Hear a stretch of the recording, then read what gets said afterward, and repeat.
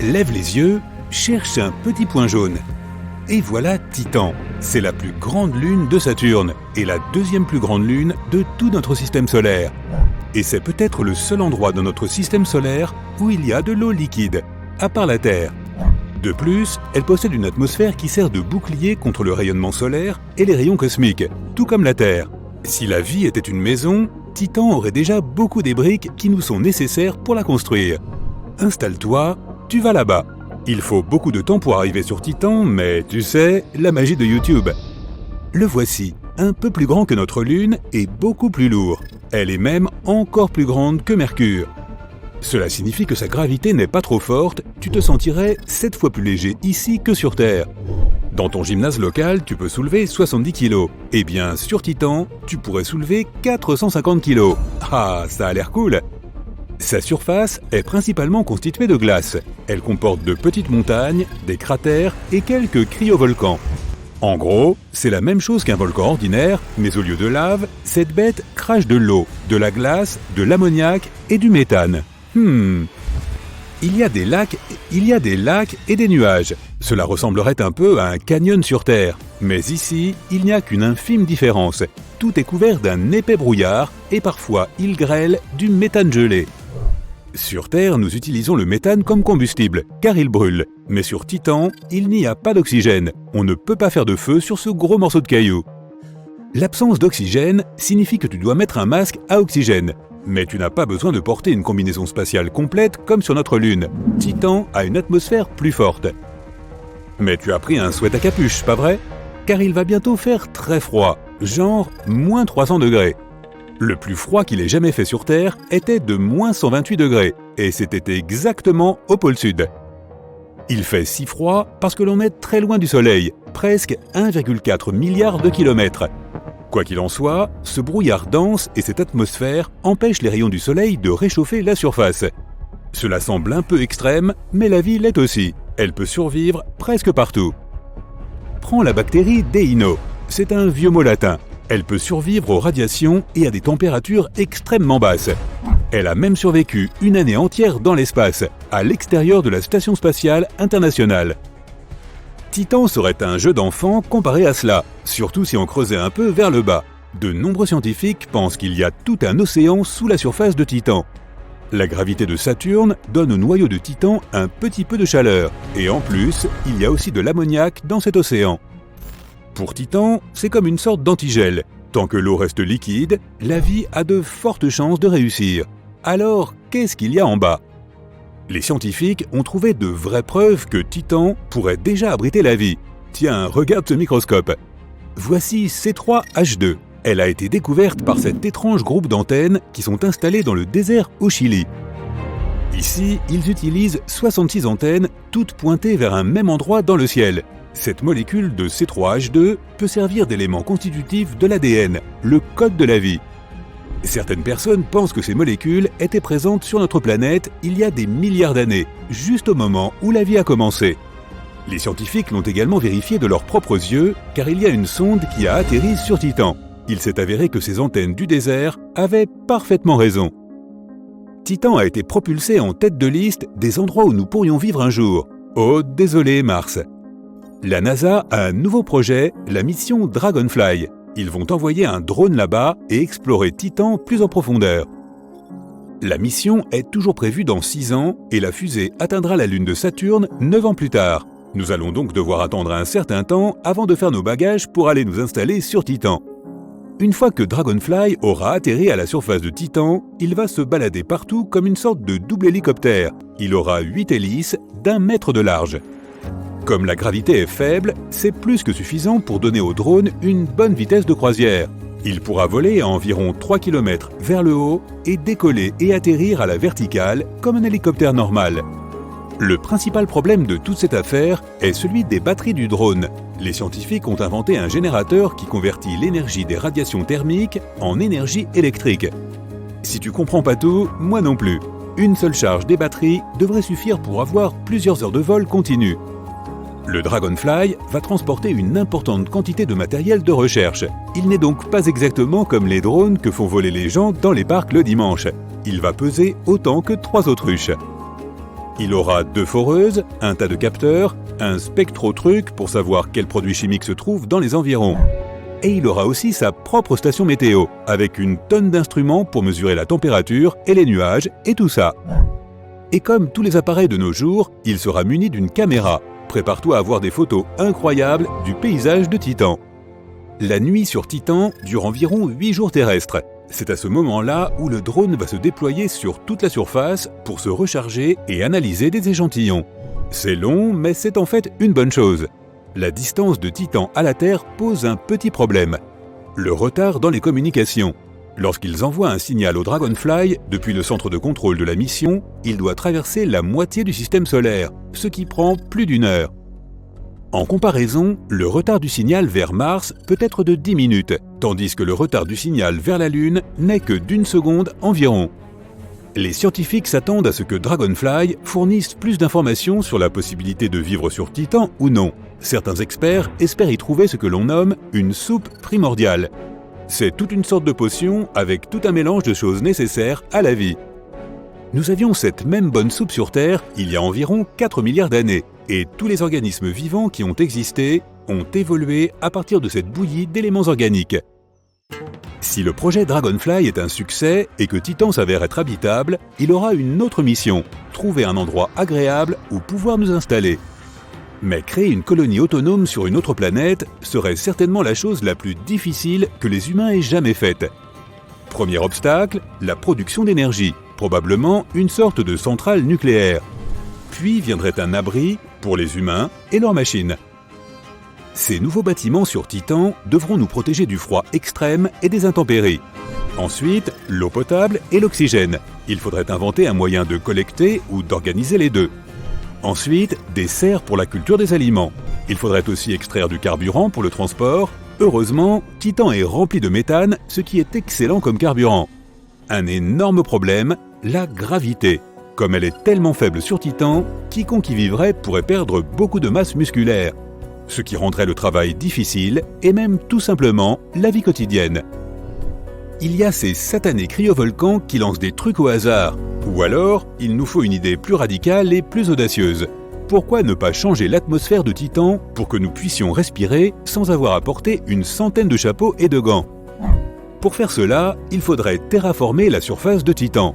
Pendant longtemps, l'atmosphère de Titan a besoin d'être plus riche en oxygène pour que nous puissions respirer, et ce serait bien s'il faisait un peu plus chaud. La prochaine étape serait de créer une biosphère, c'est-à-dire introduire des plantes. Nous pourrions transformer Titan en une jungle luxuriante avec des plantes rapportées de la Terre. Mais à cause de la pression et de la gravité, elles auraient un aspect complètement différent des plantes que nous connaissons. Elles pourraient toutes devenir super grandes, ou peut-être qu'elles se réduiraient toutes à une taille minuscule. En fait, nous ne savons pas vraiment. Tout d'abord, nous devons nous assurer que la vie est possible sur Titan. Les scientifiques se sont dit récemment qu'il pourrait y avoir aussi de la vie sur Vénus. Elle a en quelque sorte la même taille que la Terre, et les scientifiques l'appellent la sœur jumelle de la Terre. Ils ont découvert un gaz sur Vénus, la phosphine.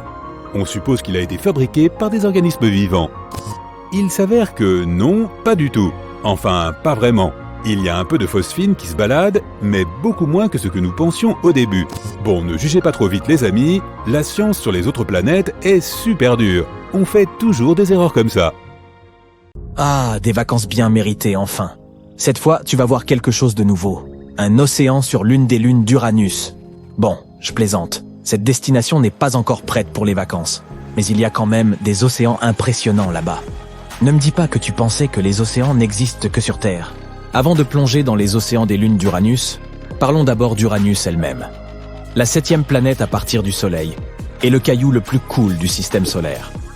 Elle possède 27 lunes, et 4 d'entre elles pourraient théoriquement abriter des océans. C'est quand même pas mal, tu ne trouves pas? Et toutes ces lunes sont comme des mini-copies d'Uranus.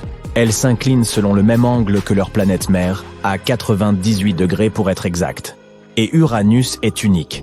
Elle tourne autour du Soleil penchée sur le côté. Son équateur est donc presque à angle droit par rapport à son orbite. Quelle rebelle! Mais pourquoi Uranus est-elle ainsi? Certains astronomes pensent qu'elle s'est fait renverser lors d'une collision avec une autre planète. Et cet impact pourrait bien avoir créé toutes ces lunes. Un détail amusant, ces satellites ont des noms assez particuliers. Au lieu de personnages mythiques, la plupart portent des noms issus de l'œuvre de Shakespeare. Qui a besoin de Zeus quand on a Juliette et Dédémone? Découvrir ces lunes n'est pas chose facile. Elles sont très sombres et situées à des milliards de kilomètres du Soleil. C'est comme chercher une aiguille dans une botte de foin. Sauf qu'ici, l'aiguille est vraiment minuscule. Ces 27 lunes se répartissent en 3 groupes. 13 lunes intérieures, 5 majeures et 9 irrégulières. Les irrégulières sont des rebelles aux orbites rétrogrades, tandis que les autres sont progrades et suivent le mouvement d'Uranus. Les grandes lunes sont Miranda, Ariel, Umbriel, Titania et Oberon. Elles se trouvent toutes sur le plan équatorial d'Uranus et sont assez grosses pour être rondes. Elles ont des cratères, des canyons et des falaises. Elles se sont formées à la suite d'un impact gigantesque qui a fait basculer Uranus sur son axe. C'est pourquoi elles sont toutes inclinées. Et à cause de cette inclinaison, elles ont des saisons complètement folles, tout comme Uranus. Nous n'avons pas encore trouvé toutes les lunes de cette planète. Les petites lunes irrégulières sont rusées et difficiles à détecter. Peut-être y en a-t-il beaucoup d'autres.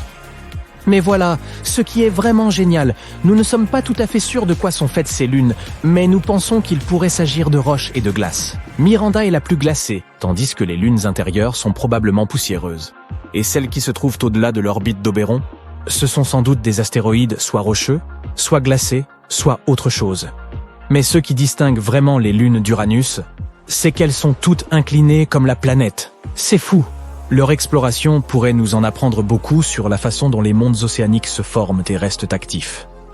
Titania est la plus grosse lune d'Uranus, mais elle fait moins de la moitié de notre lune à nous, avec un diamètre d'environ 1600 km. C'est aussi la 8e lune la plus lourde de tout le système solaire. Elle a été baptisée en l'honneur de la reine des fées du songe d'une nuit d'été. Titania est grise et présente des taches brillantes que les scientifiques pensent être du givre. Elle est composée d'un mélange de glace et de roche, comme toutes les autres lunes proches d'Uranus. Oberon est la 2e plus grande lune d'Uranus, nommée d'après le roi des fées dans la pièce de Shakespeare. Elle fait presque la même taille que Titania, et est également composée de glace et de roche. Mais la surface d'Oberon est beaucoup plus cratérisée que celle des autres satellites.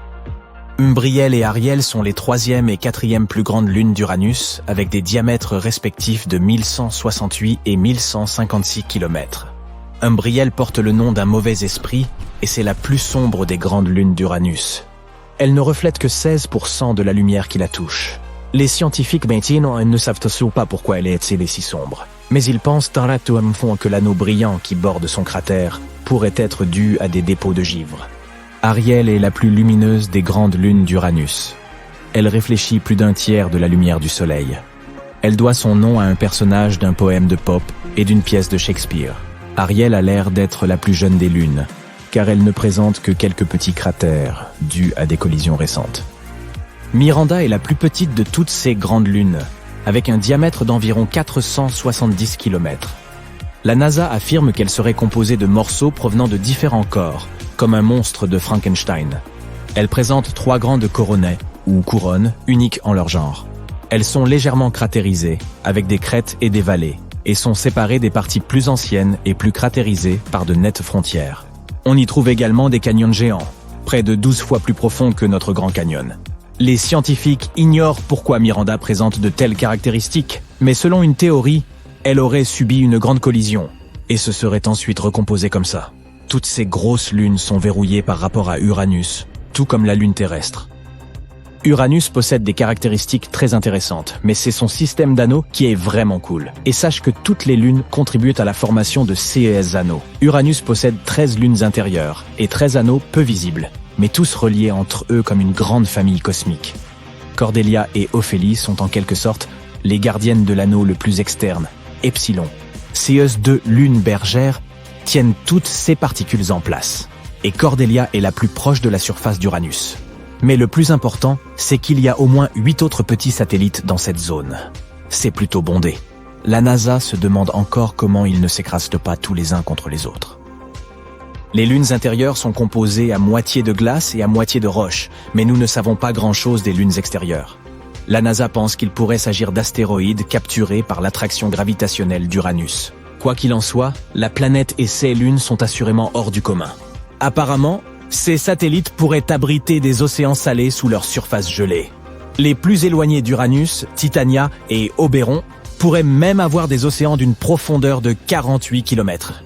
C'est plus profond que la fosse des Mariannes. Les océans d'Ariel et d'Umbriel pourraient faire près de 30 km de profondeur. La NASA s'est servie d'un programme de modélisation informatique et des données de la sonde Voyager 2, lancée en 1977 pour comprendre la composition et la structure de ces lunes. On a alors découvert que Titania était suffisamment grande pour conserver sa chaleur interne et empêcher son océan de geler. Mais attention, les autres lunes ont peut-être elles aussi des océans chauds. Les chercheurs ont découvert des sources potentielles de chaleur dans leurs manteaux rocheux. Il pourrait en jaillir un liquide chaud qui maintiendrait la température des océans. Et ces océans pourraient même être suffisamment chauds pour abriter la vie. L'étude a également révélé que des chlorures et de l'ammoniac abondent probablement dans ces mers lunaires. L'ammoniac est comme un antigel et les sels présents dans l'eau pourraient également contribuer à maintenir des températures élevées. Mais est-ce vraiment suffisant pour que ces lunes pourtant glacées contiennent de l'eau liquide propice à la vie cellulaire ? Tout repose évidemment sur un mélange équilibré de toutes les substances présentes et sur la position du satellite par rapport à sa planète mère et au Soleil. Et si ces lunes possèdent réellement des océans, cela signifie qu'il pourrait y avoir d'autres mondes océaniques dans notre système solaire et même au-delà. Vraiment fantastique. Mais ne nous réjouissons pas trop vite, car ces océans sont très salés. Environ 150 grammes de sel par litre d'eau. Ce n'est peut-être pas plus salé que le grand lac salé de l'Utah. Mais tout de même, quant à la 5e plus grosse lune d'Uranus, Miranda, elle a peut-être eu un océan à un moment donné, mais nous pensons qu'il a rapidement fini par geler. Quoi qu'il en soit, la NASA envisage d'envoyer une mission sur Mars a 2 lunes, Phobos et Deimos. À part leur forme bizarre, elles n'ont rien de remarquable. Sauf une chose. Il n'y a pas si longtemps, les scientifiques ont découvert un phénomène étrange à la surface de Phobos. Et ils n'ont toujours pas trouvé d'explication. Quel est ce phénomène? Et qu'est-ce qu'il nous apprend sur l'histoire de notre système solaire? Découvrons-le ensemble. L'astronome américain Asaph Hall a découvert Phobos et Deimos en 1877. Sais-tu que toutes les planètes de notre système solaire portent le nom de divinités grecques et romaines? Par exemple, Mars, ou Arès, est la célèbre divinité de la guerre. C'est pourquoi les satellites naturels de cette planète rouge ont été nommés d'après les fils d'Arès, Phobos et Deimos. Ces jolis noms cachent en réalité des significations effrayantes. Peur et horreur. En 1971, le télescope Mariner 9 de la NASA a pris ses premières photos. C'est comme ça qu'on a découvert que ces corps spatiaux ne ressemblaient pas du tout à notre Lune. Ils ont cette forme bizarre, ainsi qu'une orbite étrange et instable. De plus, il n'y a pas d'autres lunes dans le système solaire qui se déplacent aussi près de leur planète mère que ces deux-là. Mais même s'ils sont très proches de Mars, si tu tenais à la surface de la planète rouge, tu pourrais à peine les voir. C'est parce que la courbure de Mars cache Phobos et Deimos de la vue. Même si tu te trouvais quelque part sur l'équateur, Phobos ressemblerait à un simple astéroïde, et Deimos à une étoile. Tout cela parce que ces satellites ne sont que des miettes par rapport à notre Lune. Ce sont les lunes les plus petites et les moins brillantes de tout le système solaire. Ce qui est ironique, vu leur nom terrifiant. Bref, il semble que tout devrait être assez clair avec ces deux satellites. Mais non, il y a un hic. Les scientifiques reconstituent l'histoire de l'espace en se basant sur les traces trouvées sur différents objets spatiaux. Des bosses, des rayures, des fissures, toutes ces choses peuvent nous dire ce qui s'est passé il y a des milliards d'années. Pendant longtemps, les scientifiques étaient sûrs que, tout comme les dieux grecs dont ils tirent leur nom, Phobos et Deimos étaient des jumeaux. Mais ensuite, l'orbiteur viking de la NASA a pris de nouvelles photos des satellites. Et c'est alors qu'ils ont découvert une différence significative entre les deux.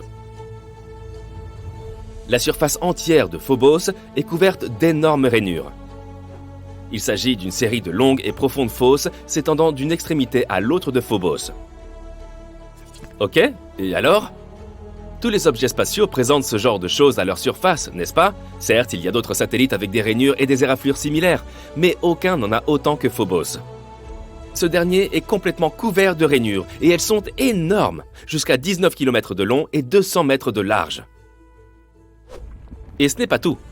Certaines de ces rainures se croisent avec d'autres. Cela signifie que Phobos a vécu non pas un, mais plusieurs événements traumatisants. Mais qu'est-ce qui lui est arrivé exactement? Les scientifiques n'en sont pas encore tout à fait sûrs. Mais ils ont quelques idées. Et ces théories peuvent nous renseigner non seulement sur le passé de Phobos, mais aussi nous aider à prédire son avenir. Théorie numéro 1. Impact d'astéroïdes. Le premier suspect est assez évident. Il y a un grand cratère de près de 10 km de large sur Phobos. Il a été baptisé Angeline Stickney, d'après la femme d'Asaph Hall, le scientifique qui a découvert les satellites. Et la première théorie stipule qu'un corps astronomique s'est écrasé sur Phobos. L'impact a été si fort qu'il a laissé ce grand cratère. Et l'impact de la collision a laissé un tas de rainures partout sur Phobos. Cela semble logique au premier abord, mais les scientifiques ont remarqué une faille dans cette théorie. Ils ont découvert que ces rainures se sont en fait formées non pas à l'intérieur du cratère, mais à proximité de celui-ci. Ce n'est donc pas une collision qui les a créées. De plus, qu'en est-il de ces rainures qui se croisent avec d'autres? S'agit-il simplement d'une grande coïncidence cosmique? Les recherches se poursuivent. Théorie numéro 2. C'est à cause des débris spatiaux. Il y a bien une différence entre ces deux théories. Dans ce cas, les rainures ne sont pas une conséquence directe de la collision. Cela se passe plutôt de la façon suivante. Quelque chose s'est écrasé sur Phobos. L'impact a provoqué la projection d'un tas de roches dans l'espace. Certains d'entre eux ont été perdus dans l'univers pour toujours, mais d'autres étaient suffisamment petits pour retomber sur Phobos. En passant à côté de la Lune à un angle prononcé, ils ont pu s'y écraser, rebondir et ainsi de suite. Et comme la gravité de Phobos est très faible, peut-être qu'ils n'ont pas pu s'y coller. En d'autres termes, ces roches ont été continuellement tirées vers le satellite et repoussées de celui-ci pendant de très nombreuses années. Cette théorie explique les rainures qui se croisent. Les roches tombaient constamment à ces endroits. Cela semble assez plausible, mais il y a un autre problème. On ne voit pas de rochers sur Mars ou à la surface de ces lunes. Or, tous ces débris étaient censés être piégés par la gravité et rester quelque part dans l'orbite de la planète, ou tout simplement devenir une partie de Phobos. En d'autres termes, si cette théorie est vraie, on en aurait trouvé des preuves sous des couches de poussière. Mais cela ne s'est pas produit. Cette explication n'a donc plus satisfait les astronomes. Ils ont donc continué à chercher le coupable. Peut-être que les rainures n'ont rien à voir du tout avec le cratère Stickney. Peut-être que le vrai coupable est quelque chose d'autre, quelque chose d'encore plus puissant. Pourrait-il s'agir de Mars elle-même? Théorie numéro 3. Mars est méchante. Les théories précédentes impliquent que Phobos et Deimos étaient à l'origine des fragments de Mars. Comme s'ils s'étaient détachés d'elle et étaient devenus des satellites. Tout comme notre Lune. Mais que se passerait-il si ce n'était pas le cas? Les observations réalisées par le Mars Global Surveyor de la NASA montrent que Phobos et Deimos sont composés d'éléments que l'on trouve principalement dans les météorites et les astéroïdes. Alors Phobos et Deimos sont peut-être des astéroïdes? Il y a une ceinture d'astéroïdes entre Mars et Jupiter. Vu la taille, la forme et la composition de Phobos et Deimos, les scientifiques ont suggéré qu'il fut un temps où ils appartenaient à cette ceinture. Puis, un jour, ils se sont envolés. Et la gravité les a attirés vers Mars. Ce phénomène est appelé capture d'astéroïdes. C'est toutefois difficile à croire. Certes, la capture d'astéroïdes n'est pas rare. Mais ces deux-là volent à côté de Mars depuis des milliards d'années. Il est étrange que leur orbite soit restée les mêmes. De plus, l'atmosphère de Mars est très raréfiée. Et à cause de cela, elle pourrait difficilement capturer des astéroïdes. En théorie, ils auraient dû se séparer de Mars à la première occasion. Or, cela ne s'est pas produit. Cela signifie que, d'une manière ou d'une autre, ils sont restés coincés. Et Mars a immédiatement commencé à les détruire. Dans cette version, Mars s'avère être très méchante. En étudiant le passé, on a trouvé des preuves de crimes futurs. Les mystérieuses rainures de Phobos pourraient être causées par les forces de marée entre Mars et Phobos. La Lune et la Terre en échangent aussi, se déformant légèrement l'une l'autre. Mais comme Phobos est beaucoup plus proche de Mars, l'impact des forces gravitationnelles y est beaucoup plus fort. En d'autres termes, la gravité de Mars détruit progressivement Phobos. Tous les 100 ans, le satellite se rapproche de Mars de 1,8 cm. Il rétrécit aussi jusqu'à 2 mètres, devenant encore plus fragile et plus faible. Plus il devient petit, plus les forces de marée l'impactent, créant d'étranges rainures et rayures supplémentaires. Dans 30 à 50 millions d'années, Phobos entrera en collision avec Mars, où se désintégrera et se transformera en un tas de petits rochers. Et alors, Mars aura aussi des anneaux, comme Saturne et Neptune. C'est pourquoi Phobos est aussi appelée la lune martienne condamnée. Quoi qu'il en soit, ce ne sont que des théories, mais l'histoire dramatique de Phobos nous donne une idée de la dynamique des objets extraterrestres. Plus on en apprend sur eux, plus on découvre les secrets de l'origine non seulement de Mars, mais aussi d'autres objets de notre système solaire. Et si un jour on en venait à vraiment coloniser Mars, l'étude de ces lunes pourrait nous être d'une grande aide. Espérons que la prochaine mission MMX révélera certains des secrets les plus passionnants que cachent les lunes de Mars.